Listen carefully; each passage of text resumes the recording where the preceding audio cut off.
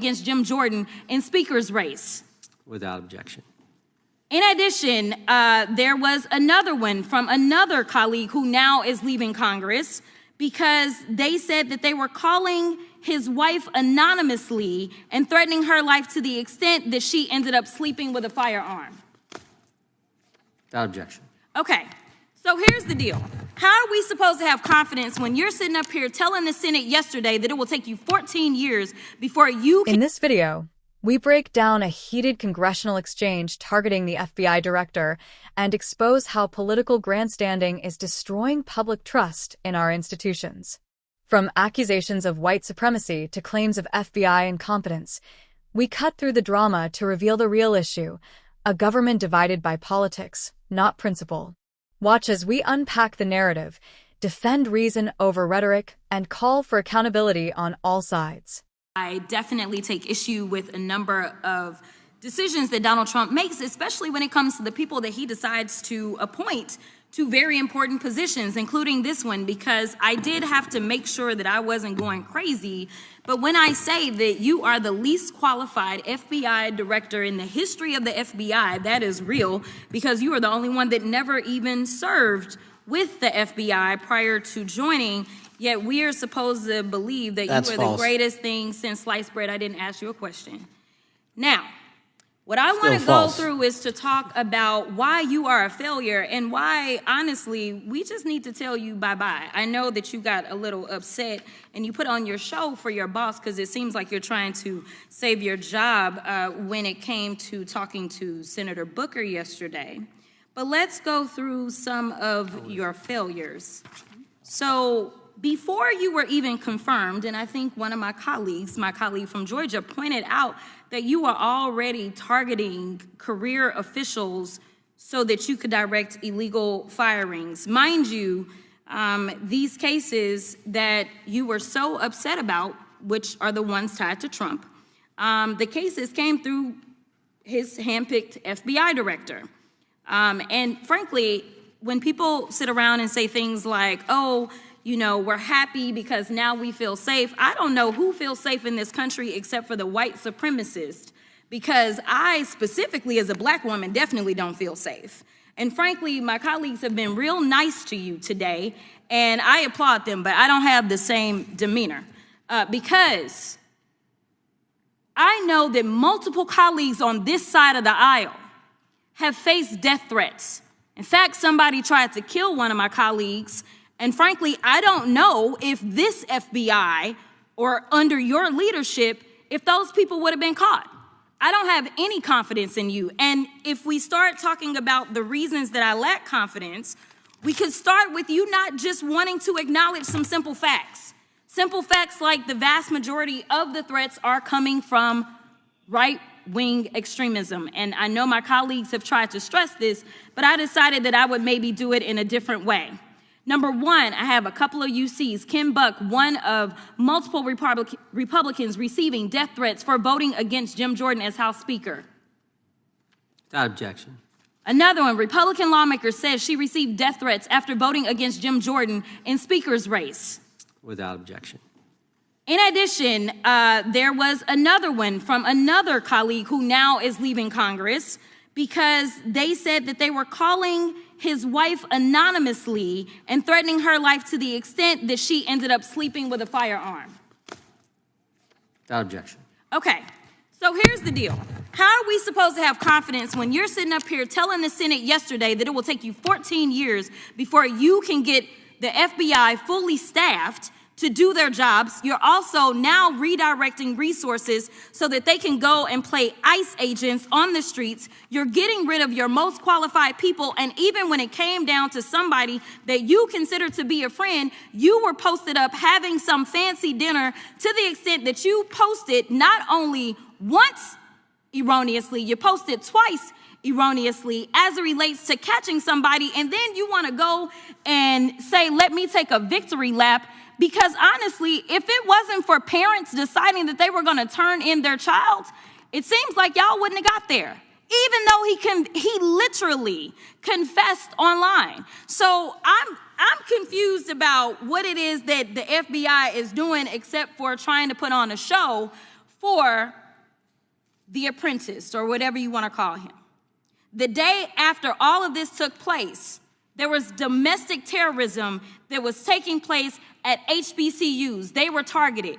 Yet I didn't hear anything from the FBI about what was going on. And again, Black people kept saying, how did we end up in this? Because the numbers are so very clear that white supremacy is a problem. And honestly, I've not heard anything out of you today that makes me believe that you're going to do anything about the white supremacy problem, the one that is leading to children being killed, children being shot, as well as members of their community as they're worshiping in their churches. Welcome back to Think Big, the channel where we dive into the real stories behind the headlines that shape our nation. Before we get started, make sure you hit that like button, subscribe, and turn on your notifications so you never miss the truth being told loud and clear. Now, I just watched a heated exchange directed at the FBI director, and let me tell you, this one had it all: outrage, emotion, and accusations flying left and right. The speaker went on a full attack, calling the FBI director the least qualified in the history of the Bureau because he never served within the FBI before his appointment by Donald Trump. She accused him of targeting career officials for illegal firings, redirecting resources, and even putting on political theater to please his so-called boss.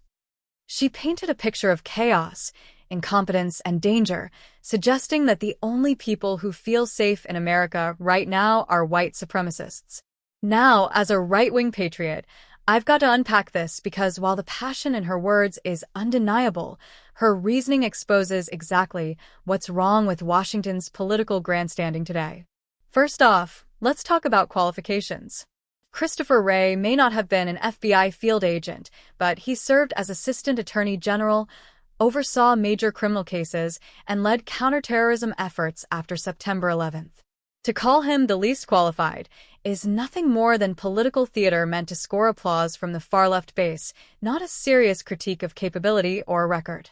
Second, this claim that the FBI under Trump's appointees has made America unsafe? That's a dangerous and misleading narrative. The idea that only white supremacists feel safe in this country is not only divisive but completely false. Law enforcement works tirelessly every day, including many patriots of every race, gender, and background, to keep our streets safe. What makes people unsafe isn't who runs the FBI. It's the political culture that fuels hatred, distrust, and defunding of institutions meant to protect us. The speaker also hammered on the issue of right-wing extremism, insisting that the vast majority of threats come from that direction. But here's what the left conveniently leaves out: extremism exists across the spectrum. Violence doesn't wear a political label, and pretending that it does blinds us to the reality that radicalism grows wherever there's division and resentment. The FBI director shouldn't be chasing political narratives. His duty is to pursue criminals, not to comfort politicians seeking to shift blame. And then there's this argument that the FBI takes 14 years to become fully staffed, or that they're too busy playing IC on the streets. That line is pure political distortion. Every major federal agency deals with long-term staffing goals, especially one as massive as the FBI. But what's the alternative being offered here? Less law enforcement? Less federal presence on the border? That's exactly the kind of backward thinking that weakens our national security while claiming to stand for justice. Let's be honest, the speaker's frustration isn't just about the FBI. It's about control. The left wants an FBI that bows to its political will, not one that follows the law wherever it leads. They want investigations that serve their ideology and protect their interests. That's why they lash out every time an appointee isn't their own. It's not about protecting the American people, it's about protecting political power. And yes, threats against lawmakers are unacceptable, full stop. Nobody deserves to face violence or intimidation for their vote. But to weaponize those tragedies as proof that only one side breeds hate is hypocritical. We've seen threats, violence, and destruction from left-wing groups too, from burning cities to assaults on police officers. If we're going to talk about domestic terror, let's talk about all of it, not just the parts that fit a partisan script. The speaker also mentioned that the FBI failed to respond properly to threats against HBCUs, and that's deeply concerning if true. But instead of using that as a chance to push racial division, We should be calling for a united approach to stopping every act of hate, no matter where it happens or who it targets. The left uses these tragedies to drive a wedge between Americans, while the right believes we must face them together, because an attack on one community is an attack on us all. At the end of the day, what this video really exposes is the growing mistrust between the government and the people, mistrust fueled by grandstanding politicians who prefer outrage over solutions. Instead of constantly blaming the FBI, we should be demanding competence, transparency, and accountability from everyone, not just from those appointed by presidents we disagree with. Our country cannot afford to keep tearing itself apart over partisan anger. If we want America to be safe, strong, and free, we have to stop viewing everything through red and blue glasses. We must get back to law and order, truth over theatrics, and patriotism over politics. So let me ask you, do you believe these attacks on the FBI director are really about safety, or are they about scoring political points in an election season? Because from where I'm standing, it sounds like another chapter in the endless blame game that's tearing this country in two. If you believe America deserves better, if you believe in justice that's blind, leadership that's strong, and freedom that's real, then stick with us. Hit that subscribe button, like this video, and share it with others who think big, who think free, and who refuse to be silenced by political noise.